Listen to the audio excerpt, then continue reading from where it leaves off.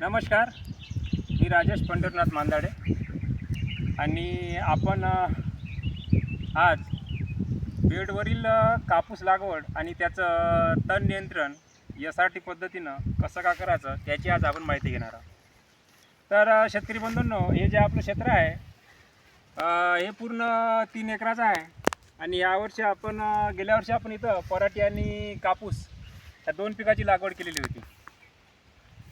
तर आपल्याला यावर्षी इथं सोयाबीन एक बेडवर 2 तास सोयाबीनचे आणि एका बेडवर एक सिंगल तास तुरीचं अशी आपल्याला इथं लागवड करायची आहे.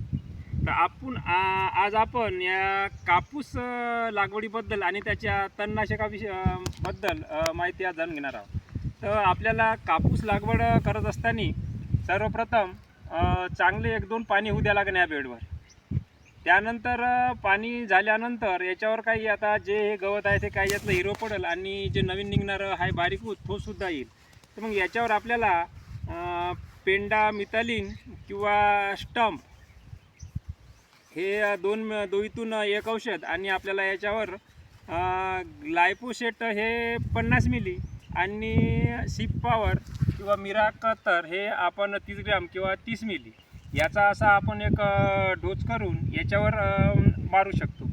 आणि त्यानंतर आपण लगेच त्याच दिवशी किंवा दुसऱ्या दिवशी अशा आपण 2 दिवसांमध्ये याच्यावर आपण कापसाची लागवड करू शकतो. आणि त्यानंतर जो प्रश्न आहे तो म्हणजे ना, आपल्याला याच्यावर जर पुन्हा आपल्याला गवत वाटलं तर आपल्याला याच्यावर हिटवीड मॅक्ससारखे किंवा टर्का सुपर इजिल यासारखे औषधं आपल्याला 15 ते 18 दिवसाच्या अंदर यावर फवारणी करायची आहे. जर आपलं गवत जर जास्त मोठं झालं तर त्या टर्का सुपर आणि हिटवीड मॅक्सनं आपलं गवत मरत नाही. आपल्याला नंतर ग्लायफोसेट शिवाय इलाज नाही. आता आम्ही प्रत्येक याच्यामध्ये सांगत आहोत का आपण याच्यावरचं तणनाशक जे आहे ते ग्लायफोसेटनंच आपल्याला सफा करायचं आहे किंवा याचं पूर्ण तण नियंत्रण करायचं आहे. परंतु असं आहे का प्रत्येक तणनाशकामध्ये आपल्याला जुगाड बनवून मारावं लागते. जसं आपण पाहतो की कांद्याचं गोल 10 मिली प्लस ग्लायफोसेट प्लस सीप पॉवर किंवा आपण ग्लायसिल आणि त्याच्यामध्ये आपण सुमीमॅक्स असं सुद्धा मिश्रण करून कचरा आपण मारू शकतो. तर त्यामध्ये आता असं होते का आता आपल्याला समजा कचरा आला आणि आता आपण तणनाशकाचा फवारणी मारणार, इतक्यामध्ये पाणी जाते किंवा सतत पाणी असते 8-10 दिवस. तर अशा याच्यामध्ये जर आपला कचरा जर खूप मोठा झाला, कचऱ्याची हाईट जर फूटभर झाली किंवा 1.5 फूट झाली तर आपल्याला त्याच्यामध्ये ढोस वाढवणं अत्यंत महत्त्वाचं असते. तर हा जो निर्णय असते हा आपल्याला स्वतःहून घ्यायचा असते. आम्ही तुम्हाला आज 50 सांगत उद्या तुम्ही 50नंच तुमचा कचरा मरण असा याच्यातला काही फरक नाही आहे. ज्यावेळेस आपला कचरा पाहून आपल्याला डिसिजन घ्यावं लागते. 4 पाणी किंवा 6 पाणी गवत जर असलं तर आपला 50 किंवा 60मध्ये आपला रिझल्ट आपल्याला भेटते.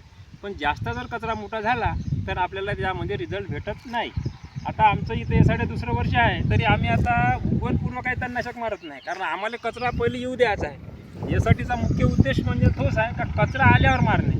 पण नवीन जे शेतकरी असतात त्यांना कसं करू का करू हा विचार पडते. त्यामुळे त्यांनी उगवण पूर्वसुद्धा मारा, आजला कचरा तर नंतरसुद्धा मारा, नाहीतर मग डायरेक्ट एका महिन्यानं ग्लायसिल मारा. ह्या पद्धतीनं तुम्ही कापसामध्ये कापूस लागवड करून त्याचं तण नियंत्रण करू शकता. तर आम्ही याच्यावर डायरेक्ट आता टोकन पद्धतीने कापूस लावणार आहोत अशा हवेसाठीच्या बेडवर. आणि कापूस लावल्यानंतर आम्ही डायरेक्ट कापूस आणि पराठी एका सोनं कचरा येऊ द्यायचा जो येते तो, आणि डायरेक्ट मग आपण ग्लायसिल म्हणा किंवा मग उगवण पूर्व नाही मारलं तर आपण हिटवीड मॅक्स मारू. त्यानंतर आपण ग्लायसिलनं याचा संपूर्ण गवताचा बंदोबस्त करू. तरी शेतकरी बंधूंनो, आपण आता भेटू समोरच्या व्हिडिओमध्ये. आणि उद्याला व्हिडिओ आपला म्हणजे ना सोयाबीन आणि तूर याच्यावरचा तणनाशकाचा व्हिडिओ आपण उद्याला टाकणार आहोत. तरी सर्वांनी SRT या चॅनलला सबस्क्राईब करून ठेवा. येणारे व्हिडिओ तुमच्या अत्यंत कामाचे.